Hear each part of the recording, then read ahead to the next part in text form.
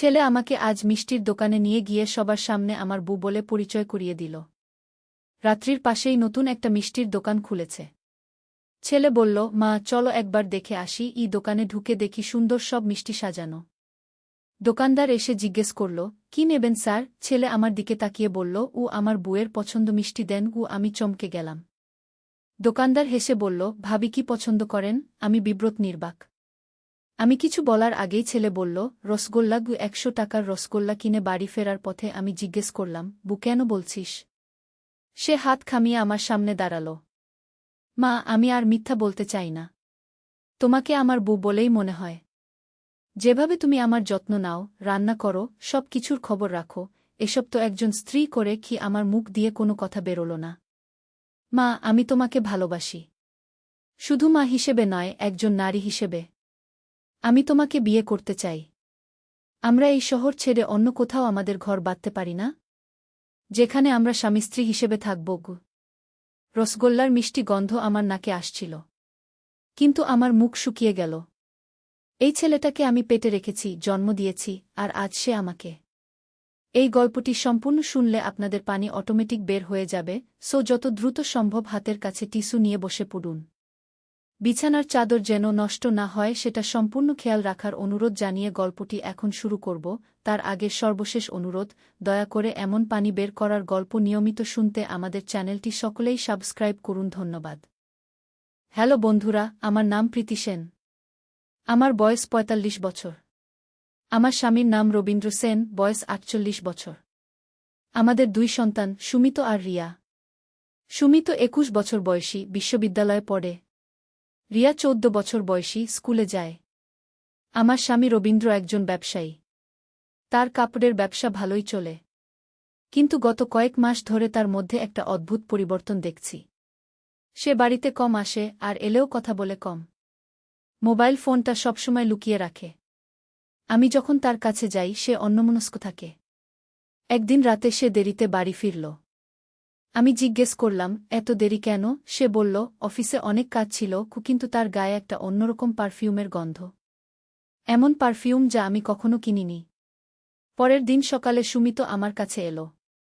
মা, তুমি একটু আমার সাথে বাজারে যাবে? আমার একটা কাজ আছে। আমি বললাম, কি কাজ? সে বলল, গেলেই বুঝতে পারবে। বাজারে গিয়ে সুমিত আমাকে একটা ইলেকট্রনিক্স দোকানের সামনে নিয়ে গেল। দোকানদার তাকে দেখেই বলল, আরে সুমিত ভাই, এসে গেছেন?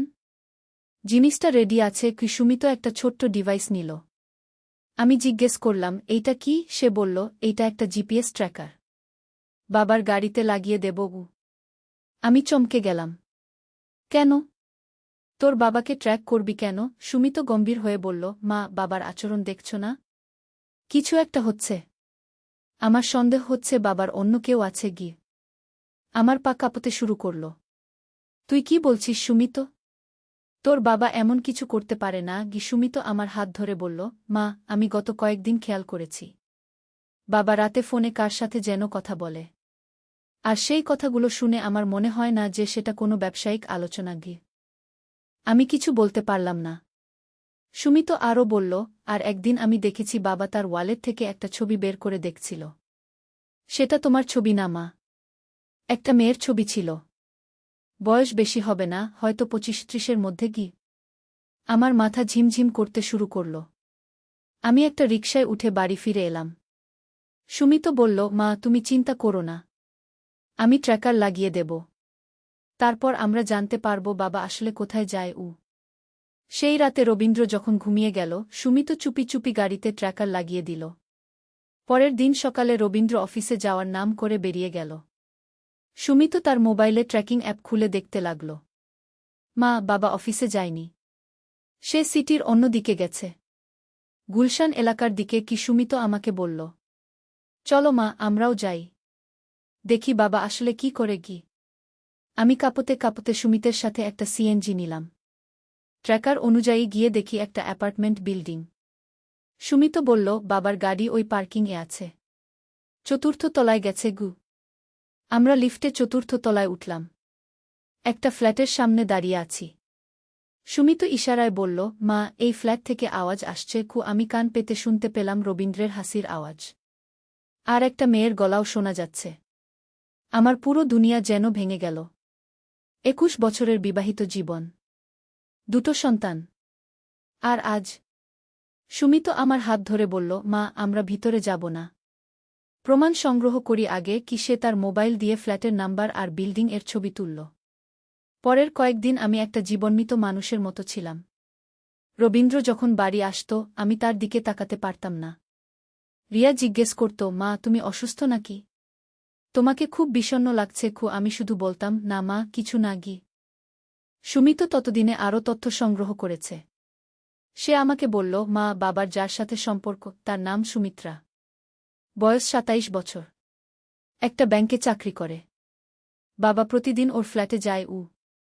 আমি জিজ্ঞেস করলাম, এখন কি করব? সুমিত বলল, মা, তুমি বাবাকে সরাসরি জিজ্ঞেস করো। হয়তো বাবা সত্যি বলবে গি। সেই রাতে রবীন্দ্র যখন বাড়ি ফিরল, আমি তার সামনে গিয়ে দাঁড়ালাম। রবীন্দ্র, আমাকে একটা কথা বলো। তুমি কি আমাকে ভালোবাসো? রবীন্দ্র চমকে গেল। এ কি প্রশ্ন প্রীতি? অবশ্যই ভালোবাসি। আমি আরও এগিয়ে গেলাম। তাহলে তুমি প্রতিদিন গুলশানের ওই ফ্ল্যাটে কেন যাও? সুমিত্রার কাছে কেন যাও? রবীন্দ্রের মুখের রং পাল্টে গেল। সে কিছুক্ষণ নীরব থেকে বলল, তুমি কিভাবে জানলে? আমি বললাম, সেটা এখন গুরুত্বপূর্ণ না। তুমি কেন এমন করছ? রবীন্দ্র সোফায় বসে পড়ল। প্রীতি, আমি জানি আমি খুব ভুল করেছি। কিন্তু সুমিত্রার সাথে যেটা হয়েছে সেটা অনেক জটিল। আমি বললাম, কি মানে জটিল? রবীন্দ্র বলল, সুমিত্রা আমার প্রেমিকা না প্রীতি। সে আমার বোন। আমি অবাক হয়ে গেলাম। বোন?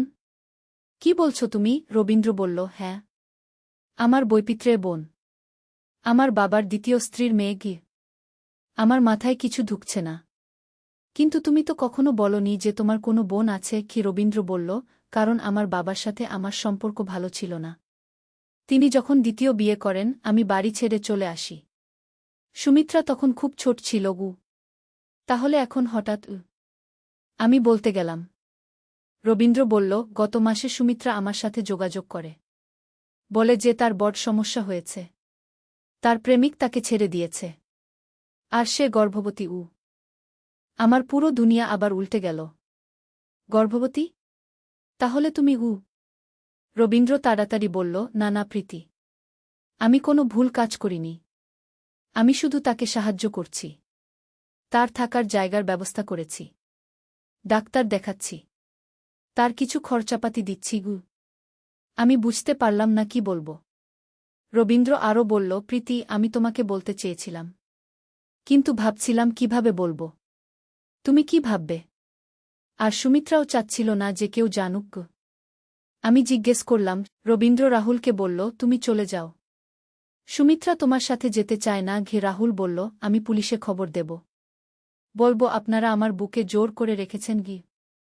আমি বললাম, রাহুল, তুমি সুমিত্রাকে ছেড়ে দিয়েছিলে। এখন সে গর্ভবতী জেনে এসেছ। এতে তোমার সততা কোথায়? রাহুল বলল, আমাকে সততার কথা বলবেন না। আমি আমার অধিকার বুঝে নেব। সেই রাতে আমরা সিদ্ধান্ত নিলাম যে সুমিত্রাকে অন্য কোথাও পাঠিয়ে দিতে হবে। রবীন্দ্রের চট্টগ্রামে একটা আত্মীয় আছে। সেখানে সুমিত্রা থাকতে পারবে। কিন্তু পরের দিন সকালে আমরা দেখলাম সুমিত্রা নেই। তার রুম খালি। একটা চিঠি রেখে গেছে। চিঠিতে লিখেছে, দাদা, বৌদি, আমি চলে যাচ্ছি। আপনাদের আর কষ্ট দিতে চাই না। রাহুল যেন আপনাদের বিরক্ত করতে না পারে, তাই আমি একটা সমাধান বের করেছি। আমরা খুব চিন্তিত হয়ে গেলাম। সুমিত্রাকে খোঁজ করতে শুরু করলাম। সুমিত তার বন্ধুদের ফোন করল। কিন্তু কেউ তাকে দেখেনি। 3 দিন পর পুলিশ ফোন করল। বলল যে সুমিত্রা হাসপাতালে আছে। সে একটা দুর্ঘটনার শিকার হয়েছে। আমরা ছুটে হাসপাতালে গেলাম। ডাক্তার বলল, রোগীর অবস্থা স্থিতিশীল। কিন্তু দুর্ভাগ্যবশত সে তার গর্ভের বাচ্চা হারিয়েছে। আমার মনে হলো আকাশ ভেঙে পড়ল। সুমিত্রা যখন জ্ঞান ফিরল, সে আমাদের দেখে কাঁদতে শুরু করল। বৌদি, আমি সব হারিয়ে ফেলেছি। আমি তার হাত ধরে বললাম, তুমি কিছু হারাওনি। আমরা আছি। সুমিত্রা বলল, আমি জানতাম রাহুল আমার পিছনে আসবে। তাই আমি একটা বাসে উঠেছিলাম। কিন্তু বাস দুর্ঘটনা হল। হাসপাতাল থেকে ছাড়া পাওয়ার পর সুমিত্রা আমাদের সাথেই থাকল। রাহুলও আর আসল না। হয়তো সে জেনে গেছে যে আর কিছু নেই যার জন্য সে দাবি করতে পারে। কিন্তু আমাদের পারিবারিক সমস্যা এখানেই শেষ না। কয়েক সপ্তাহ পর রিয়া খুব অসুস্থ হয়ে পড়ল। তার খুব জ্বর আর কাশি। ডাক্তারের কাছে নিয়ে গেলে তিনি বললেন, এটা সাধারণ সর্দি-কাশি না। আরও পরীক্ষা করতে হবে। রিয়ার রক্ত পরীক্ষা করার পর ডাক্তার আমাদের তার রুমে ডাকলেন। তিনি গম্ভীর মুখে বললেন, রিয়ার ব্লাড ক্যান্সার হয়েছে। লিউকেমিয়া কি? আমি যেন পাথর হয়ে গেলাম। ক্যান্সার? কিন্তু সে তো এত ছোটও। ডাক্তার বললেন, এই বয়সেও এই রোগ হতে পারে। তবে চিকিৎসা আছে। কিমোথেরাপি দিতে হবে। খরচ অনেক। রবীন্দ্র জিজ্ঞেস করল, কত লাগতে পারে? ডাক্তার বললেন, ৫ থেকে ৭ লক্ষ টাকা। আমাদের হাতে এত টাকা নেই। রবীন্দ্রের ব্যবসা ভালো চললেও এত বড় অঙ্কের টাকা একসাথে জোগাড় করা সম্ভব না। আমি জিজ্ঞেস করলাম, চিকিৎসা না করালে কি হবে? ডাক্তার মাথা নেড়ে বললেন, তাহলে রিয়ার বাঁচার সম্ভাবনা কম। সেই রাতে আমরা পুরো পরিবার বসে আলোচনা করলাম। সুমিত বলল, আমি আমার পড়াশোনা বন্ধ করে চাকরি করব। আমি বললাম, না সুমিত, তোর পড়াশোনা বন্ধ করার দরকার নেই। আমি কোনো না কোনোভাবে টাকার ব্যবস্থা করব। সুমিত্রা বলল, বৌদি, আমার কিছু গহনা আছে। সেগুলো বিক্রি করে দিন। আমি বললাম, না সুমিত্রা, ওগুলো তোর মায়ের স্মৃতি। সুমিত্রা কাঁদতে কাঁদতে বলল, রিয়ার জীবন বাঁচানোর চেয়ে বড় কোনো স্মৃতি নেই। রবীন্দ্র বলল, আমি বাড়িটা বন্ধক রাখব বা বিক্রি করে দেব। আমি বললাম, এই বাড়িতে আমাদের এত স্মৃতি, কিন্তু রিয়ার জীবনের চেয়ে কিছু বড় না। পরের দিন আমরা বিভিন্ন জায়গায় টাকার খোঁজ করতে শুরু করলাম। রবীন্দ্র তার বন্ধুদের কাছ থেকে টাকা ধার চাইল। আমি আমার গহনাগুলো বিক্রি করে দিলাম। সুমিত্রাও তার সব গহনা দিয়ে দিল। কিন্তু এভাবে মাত্র ২ লক্ষ টাকা জোগাড় হল। আরও ৩ লক্ষ টাকা লাগবে। ডাক্তার বললেন, যত তাড়াতাড়ি চিকিৎসা শুরু করা যায় তত ভালো। রিয়ার অবস্থা দিন দিন খারাপ হচ্ছে। সে খেতে পারছে না, সারাক্ষণ শুয়ে থাকে। আমি তার পাশে বসে থাকি আর ভাবি কি করব। একদিন সুমিত আমার কাছে এলো। মা, আমার একটা পরিকল্পনা আছে। আমি জিজ্ঞেস করলাম, কি পরিকল্পনা? সে বলল, আমার এক বন্ধু আছে। তার বাবা খুব বড়লোক। সে বলেছে যে তার বাবা মানুষকে সাহায্য করেন। আমি বললাম, সে কি ধরনের সাহায্য করেন? সুমিত কিছুটা ইতস্তত করে বলল, মা, সেটা একটু জটিল। তার বাবা মানুষকে টাকা দেন, কিন্তু বিনিময়ে কিছু চান। আমি সন্দেহের চোখে তাকালাম। কি ধরনের বিনিময়? সুমিত বলল, মা, সেটা নিয়ে আমিও পুরোপুরি জানি না, কিন্তু আমার বন্ধু বলেছে যে তার বাবা ভালো মানুষ, খারাপ কিছু চান না। আমি বললাম, সুমিত, আমরা এমন কিছু করতে পারি না যেটা ঠিক না। সুমিত বলল, মা, রিয়ার জীবন বাঁচাতে যদি আমাদের কিছু করতে হয় তাহলে আমরা করব। সেই রাতে রবীন্দ্রকে সব বললাম। রবীন্দ্র বলল, প্রীতি, আমরা একবার দেখতে পারি। যদি কিছু ভুল মনে হয় আমরা ফিরে আসব। পরের দিন সুমিত আমাদের একটা বড় বাড়িতে নিয়ে গেল, ধনপতি এলাকায়। বাড়িটা দেখে মনে হচ্ছে কোনো রাজার প্রাসাদ। সুমিতের বন্ধু আর্জন আমাদের ভিতরে নিয়ে গেল। আর্জনের বাবা মি রায়চৌধুরী একজন ভদ্র মানুষ মনে হল। তিনি আমাদের সাথে খুব ভদ্রভাবে কথা বললেন। আপনাদের মেয়ের চিকিৎসার জন্য টাকা লাগবে? আমি বললাম, জি, ৩ লক্ষ টাকা।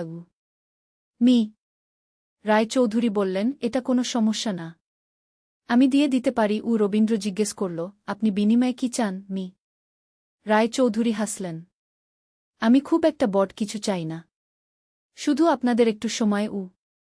আমি বুঝলাম না, সময় মানে? মি রায়চৌধুরী বললেন, আমার একটা বিশেষ কাজ আছে, সেই কাজে আপনাদের সাহায্য লাগবে। কিন্তু চিন্তার কিছু নেই, এটা সম্পূর্ণ আইনি। আমি জিজ্ঞেস করলাম, কি ধরনের কাজ? মি রায়চৌধুরী বললেন, আমার একটা প্রতিদ্বন্দ্বী আছে ব্যবসায়, তার সাথে আমার একটা বিরোধ আছে, আপনাদের সেই বিরোধ মিটিয়ে দিতে হবে। রবীন্দ্র বলল, আমরা তো ব্যবসায়িক বিষয় বুঝি না। মি রায়চৌধুরী বললেন, আপনাদের ব্যবসা বুঝতে হবে না, শুধু আমার হয়ে কিছু কাগজে সই করতে হবে আর কয়েকটা মিটিং-এ যেতে হবে। আমার মন খারাপ লাগছিল, কিন্তু রিয়ার কথা ভেবে বললাম, এতে কোনো বিপদ নেই তো? মি রায়চৌধুরী বললেন, বিলকুল না, আমি আপনাদের কোনো বিপদে ফেলব না। আমরা রাজি হয়ে গেলাম। মি রায়চৌধুরী সেই দিনই ৩ লক্ষ টাকা দিয়ে দিলেন। আমরা সোজা হাসপাতালে গিয়ে রিয়ার চিকিৎসা শুরু করলাম। ডাক্তার বললেন, সময়মতো চিকিৎসা শুরু হয়েছে।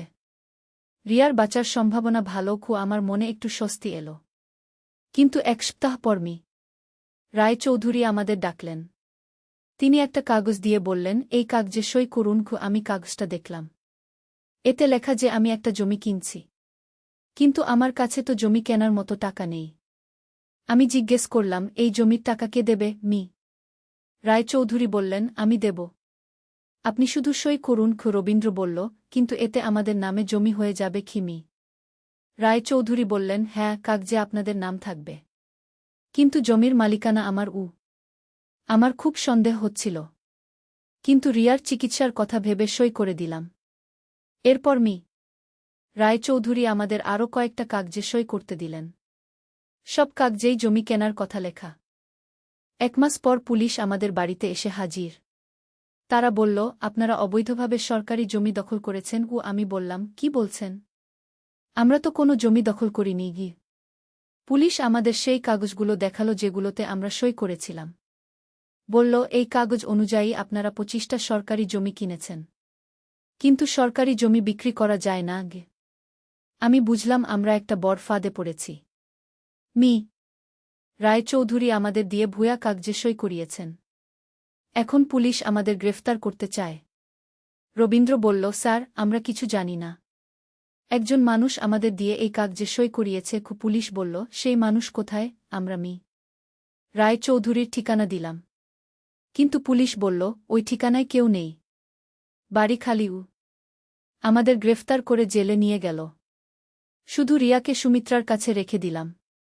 সুমিত্রা বলল, আপনারা চিন্তা করেন না, আমি রিয়ার চিকিৎসা চালিয়ে যাব। জেলে 3 দিন থাকার পর আমাদের আইনজীবী জামিনের ব্যবস্থা করল। বাড়ি ফিরে দেখি সুমিত্রা কাঁদছে। আমি জিজ্ঞেস করলাম, কি হয়েছে? সুমিত্রা বলল, বৌদি, রিয়ার অবস্থা খারাপ। ডাক্তার বলেছেন চিকিৎসার টাকা না দিলে চিকিৎসা বন্ধ করে দেবেন। আমি বুঝলাম রায়চৌধুরীর দেওয়া টাকা শেষ হয়ে গেছে, আর আমাদের আইনি লড়াইয়ের জন্যও টাকা লাগবে। আমরা একদিকে জমি দখলের মিথ্যা মামলায় ফেসেছি, অন্যদিকে রিয়ার চিকিৎসার জন্য টাকা নেই। সুমিত বলল, মা, আমার আর একটা পরিকল্পনা আছে। আমি বললাম, এবার আর কোনো ভুল পরিকল্পনা না? সুমিত বলল, না মা, এবার সত্যিই ভালো পরিকল্পনা। আমার এক বন্ধু লটারির ব্যবসা করে। সে বলেছে যে একটা উপায় আছে। আমি রাগ করে বললাম, সুমিত, লটারি মানে জুয়া। আমরা এমন কিছু করব না। সুমিত বলল, না মা, এটা জুয়া না, এটা একটা বিশেষ লটারি, যেখানে জেতার সম্ভাবনা বেশি। রবীন্দ্র বলল, সুমিত, এসব কোনো কাজের কথা না, আমরা অন্য উপায় বের করব। সুমিত বলল, বাবা, আমাদের কাছে আর কোনো উপায় নেই। রিয়ার জীবন বাঁচাতে হলে আমাদের রিস্ক নিতে হবে।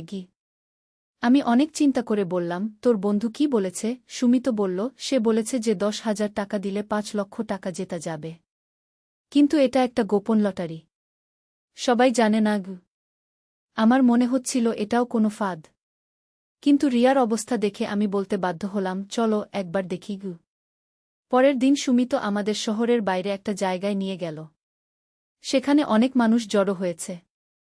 একজন লোক বক্তৃতা দিচ্ছে, বন্ধুরা, আজকের লটারিতে জেতার সম্ভাবনা 90%। শুধুমাত্র 10,000 টাকা দিয়ে আপনারা 5 লক্ষ টাকা নিয়ে যেতে পারবেন। আমি জিজ্ঞেস করলাম, এত সহজ হলে সবাই তো ধনী হয়ে যাবে? লোকটা বলল, ম্যাডাম, এটা সাধারণ লটারি না, এটা একটা স্পেশাল স্কিম। শুধুমাত্র নির্বাচিত মানুষরাই এতে অংশ নিতে পারে।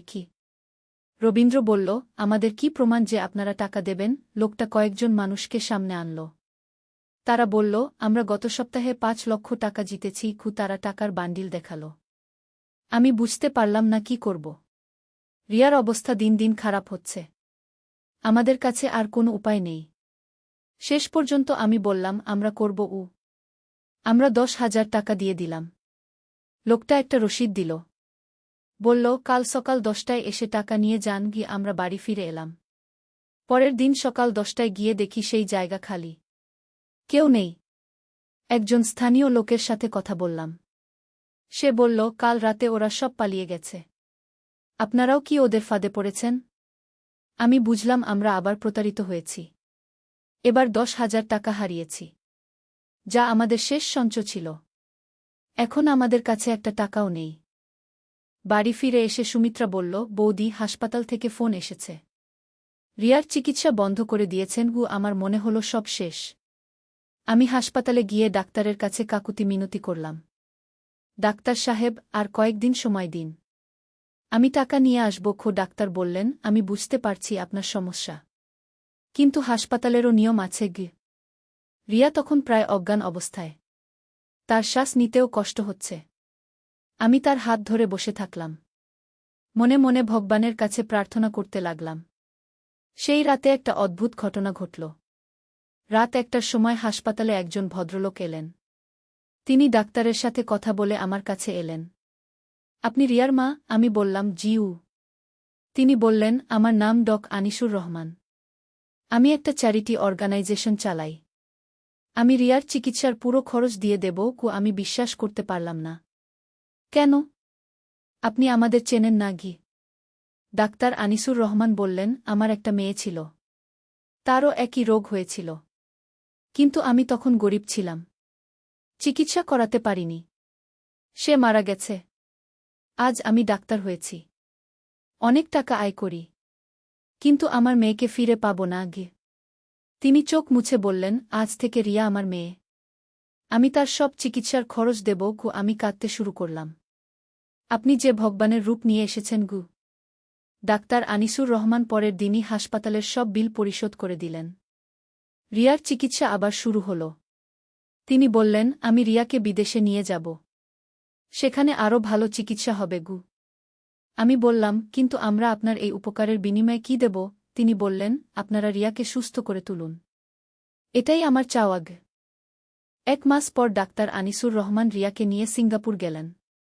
সেখানে রিয়ার অপারেশন হল। ডাক্তার ফোন করে বললেন, অপারেশন সফল হয়েছে।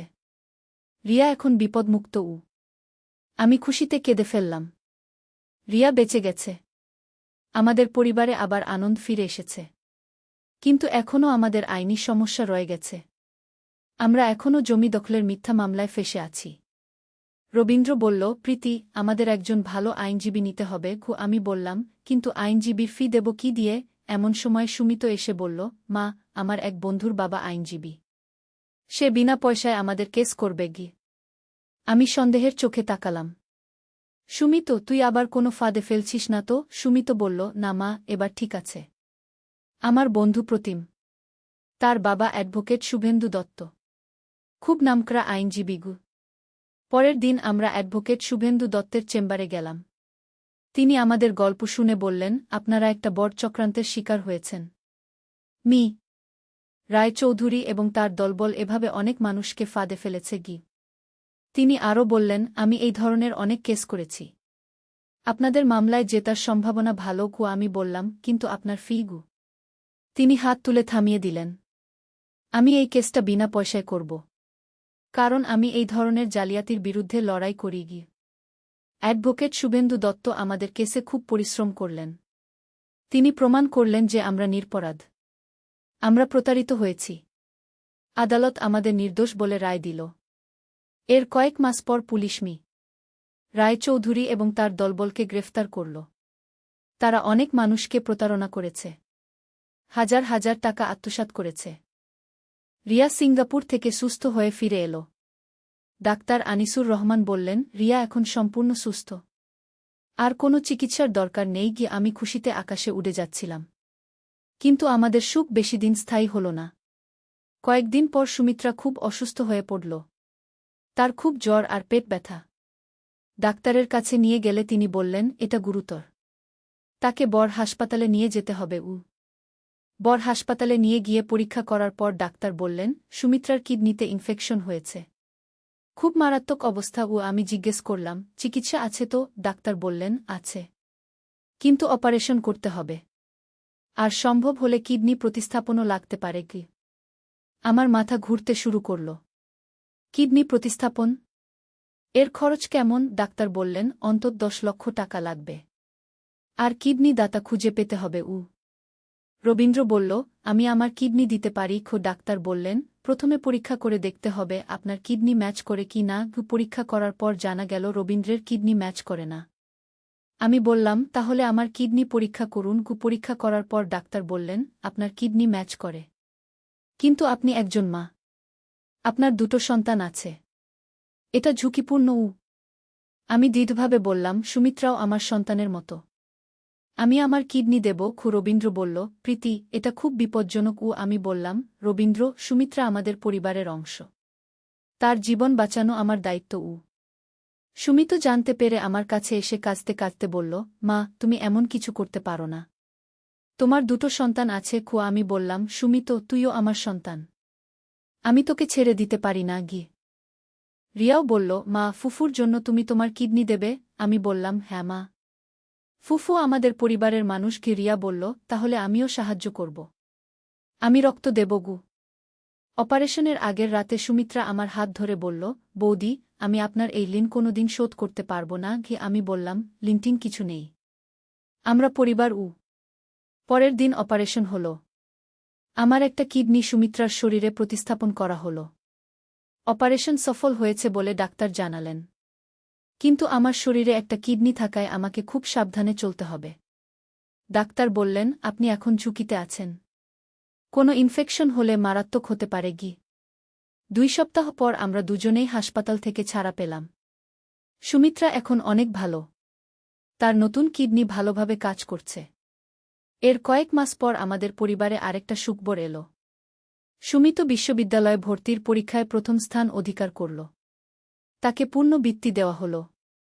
সুমিত খুশি হয়ে বলল, মা, আমি ডাক্তার হব। আর তোমার মতো মানুষদের সেবা করব। আমি বললাম, খুব ভালো কথা। তুই মানুষের সেবা করিস। রিয়াও তার পড়াশোনায় খুব ভালো করছে। সে বলেছে বড় হয়ে সে শিক্ষক হবে। ছোট ছোট বাচ্চাদের পড়াবে। সুমিত্রা এখন একটা অফিসে চাকরি করে। সে বলেছে সে বিয়ে করবে না। আমাদের সেবা করেই জীবন কাটাবে। আমি বলেছি, সুমিত্রা, তোর বিয়ে হওয়া উচিত। তুই সুখী হও। কিন্তু সে বলেছে, বৌদি, আমি এই পরিবারেই খুশি। আপনারাই আমার সব। এভাবে আমাদের পরিবারে শান্তি ফিরে এলো। কিন্তু জীবনে সবসময় যে শান্তি থাকে তা না। কিছুদিন পর আবার একটা ঝড় এলো। রবীন্দ্রের ব্যবসায় বড় ক্ষতি হল। তার একজন পার্টনার তার সাথে প্রতারণা করল। লক্ষ টাকা মেরে দিয়ে পালিয়ে গেল। রবীন্দ্র খুব বিষণ্ণ হয়ে গেল। সে বাড়িতে চুপচাপ বসে থাকে। খেতেও চায় না। আমি তাকে বোঝাতে চেষ্টা করি, রবীন্দ্র, টাকা পয়সা আবার আসবে। তুমি হতাশ হজো না। কিন্তু রবীন্দ্র বলে, প্রীতি, আমি আর কোনো ব্যবসা করতে পারব না। আমার কোনো পুঁজি নেই। আমি বললাম, আমরা সবাই মিলে কিছু না কিছু করব। সুমিত বলল, বাবা, আমি পার্ট টাইম চাকরি করব। পড়াশোনার পাশাপাশি কিছু আয় করব। রিয়াও বলল, আমিও টিউশনি করব। আমি বললাম, আমি বাড়িতে সেলাইয়ের কাজ নেব। সুমিত্রা বলল, আমিও আমার বেতন থেকে বেশি করে সাহায্য করব। এভাবে আমাদের পুরো পরিবার একসাথে কাজ করতে শুরু করল। কয়েক মাসের মধ্যে আমরা আবার স্বাবলম্বী হয়ে উঠলাম। রবীন্দ্র আবার আত্মবিশ্বাস পেল। সে একটা ছোট ব্যবসা শুরু করল। এবার সে খুব সাবধানে ব্যবসা করে। কোনো পার্টনার রাখে না। একদিন আমি বাজার থেকে ফিরছিলাম। পথে দেখি একটা ছোট মেয়ে ভিক্ষা করছে। তার পাশে একটা ছোট ভাই। দুজনেই খুব শীর্ণ। আমি তাদের কাছে গিয়ে জিজ্ঞেস করলাম, তোমাদের মা বাবা কোথায়? মেয়েটা কাঁদতে কাঁদতে বলল, আমাদের বাবা মারা গেছেন। মা অসুস্থ। বাড়িতে শুয়ে আছেন। আমি তাদের বাড়িতে গেলাম। দেখি একটা ছোট্ট টিনের ঘরে একজন মহিলা অসুস্থ অবস্থায় শুয়ে আছেন। তার খুব জ্বর। আমি তাকে ডাক্তারের কাছে নিয়ে গেলাম। ডাক্তার বললেন, এটা টাইফয়েড। চিকিৎসা করলে ভালো হয়ে যাবে। আমি তার চিকিৎসার খরচ দিলাম। কয়েকদিন পর মহিলাটা সুস্থ হয়ে গেল। সে আমার পা ধরে কাঁদতে লাগল। আপা, আপনি আমার জীবন বাঁচিয়েছেন। আমি বললাম, এসব কি বলছ? মানুষ মানুষকে সাহায্য করবে, এটাই তো স্বাভাবিক। সে বলল, আপা, আমার বাচ্চারা পড়াশোনা জানে না। আপনি কি তাদের পড়তে সাহায্য করবেন? আমি বললাম, অবশ্যই। তুমি তাদের আমার কাছে পাঠিয়ে দাও। এভাবে আমার বাড়িতে দুটো নতুন ছাত্র এলো। আমি তাদের পড়াতে শুরু করলাম। দেখলাম ওরা খুব মেধাবী। একটু সুযোগ পেলে অনেক ভালো করবে। কয়েক মাস পর তারা স্কুলের পরীক্ষায় খুব ভালো রেজাল্ট করল। ওদের মা আমার কাছে এসে বলল, আপা, আপনি আমার বাচ্চাদের জীবন বদলে দিয়েছেন। আমি বুঝলাম যে সত্যিকারের সুখ অন্যকে সাহায্য করার মধ্যে। আমি আরও বেশি করে মানুষকে সাহায্য করতে শুরু করলাম। আমার এই কাজের কথা শুনে পাড়ার আরও অনেক মানুষ আমার কাছে সাহায্য চাইতে এলো। আমি যতটুকু পারি সবাইকে সাহায্য করি। একদিন স্থানীয় একটা পত্রিকার রিপোর্টার আমার কাছে এলো। সে বলল, আপা, আপনার সেবার কাজের কথা আমরা পত্রিকায় ছাপাতে চাই। আমি বললাম, এতে আমার কোনো আপত্তি নেই। তবে এটা কোনো প্রচারের জন্য না। আমি শুধু মানুষের সেবা করি। পত্রিকায় আমার সম্পর্কে লেখা ছাপানোর পর অনেক মানুষ আমাকে চিনতে পারল। অনেকে আমার কাজে সাহায্য করতে এগিয়ে এলো। আমি একটা ছোট দাতব্য সংস্থা গড়ে তুললাম। নাম দিলাম মানবসেবা সংস্থা। এই সংস্থার মাধ্যমে আমি আরও বেশি মানুষকে সাহায্য করতে পারি। সুমিত এখন ৩য় বর্ষে পড়ে। সে খুব ভালো ফলাফল করছে। ডাক্তার হওয়ার স্বপ্ন দেখছে। রিয়া এখন হাই স্কুলে পড়ে। সেও পড়াশোনায় খুব ভালো। সুমিত্রা এখন আমার সংস্থার কাজে সাহায্য করে। সে বলেছে, বৌদি, আপনার দেওয়া নতুন জীবনটা আমি মানুষের সেবায় কাটাতে চাই। রবীন্দ্রের ব্যবসা এখন আবার ভালো চলছে। সে আমার সংস্থায় নিয়মিত চাঁদা দেয়া। বলে, প্রীতি, তুমি যে কাজ করছো সেটা আমাদের পুরো পরিবারের গর্ব। আজ আমার জীবনে যা যা ঘটেছে সব কিছু মিলিয়ে আমি বুঝেছি যে জীবনে অনেক কষ্ট আসে। কখনো প্রিয়জনের অসুস্থতা, কখনো অর্থনৈতিক সমস্যা, কখনো প্রতারণা। কিন্তু এসব কষ্টের মধ্যেও ভালোবাসা আর মানবিকতা থাকে। আমি যখন রিয়ার জন্য আমার কিডনি দিতে চেয়েছিলাম, তখন বুঝেছিলাম যে সত্যিকারের ভালোবাসা মানে নিজের জীবন দিয়ে হলেও প্রিয়জনকে বাঁচানো। সুমিত্রার জন্য যখন আমি আমার কিডনি দিয়েছি, তখন বুঝেছি যে পরিবার মানে শুধু রক্তের সম্পর্ক না। যে মানুষটা আমাদের পাশে থাকে, আমাদের সুখ দুঃখে অংশ নেয়, সেই আমাদের পরিবার। এখন যখন আমি অন্য মানুষদের সাহায্য করি, তখন মনে হয় এটাই জীবনের আসল অর্থ। নিজের কষ্ট ভুলে গিয়ে অন্যের কষ্ট লাঘব করা। আজকাল রাতে শুতে যাওয়ার আগে আমি ভাবি, আজ আমি কতজন মানুষকে সাহায্য করতে পেরেছি, কতজনের মুখে হাসি ফোটাতে পেরেছি। এই ভাবনা আমাকে শান্তি দেয়। আমার সন্তানরাও এখন বুঝে গেছে যে সত্যিকারের সুখ টাকা পয়সায় না। সুখ হচ্ছে মানুষের ভালোবাসা পাওয়ায়, অন্যকে সাহায্য করার আনন্দে। সুমিত এখন বলে, মা, তুমি আমাদের শুধু জীবনযাত্রার নিয়ম শেখাওনি, তুমি আমাদের মানুষ হতে শিখিয়েছ গো। রিয়া বলে, মা, আমি বড় হয়ে তোমার মতো মানুষের সেবা করব গো। সুমিত্রা বলে, বৌদি, আপনি আমার শুধু জীবন বাঁচাননি, আপনি আমাকে বাঁচার একটা উদ্দেশ্য দিয়েছেন গু। রবীন্দ্র বলে, প্রীতি, তুমি আমাদের পরিবারের আলো। তোমার কারণেই আমরা সবাই ভালো মানুষ হতে পেরেছি।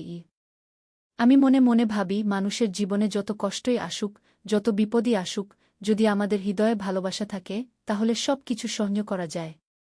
সব সমস্যার সমাধান হয়। আর সবচেয়ে বড় কথা হচ্ছে, আমরা যদি অন্যের জন্য কিছু করতে পারি, তাহলে জীবনটা সার্থক হয়। এই পৃথিবীতে আমাদের আসার একটা অর্থ হয়।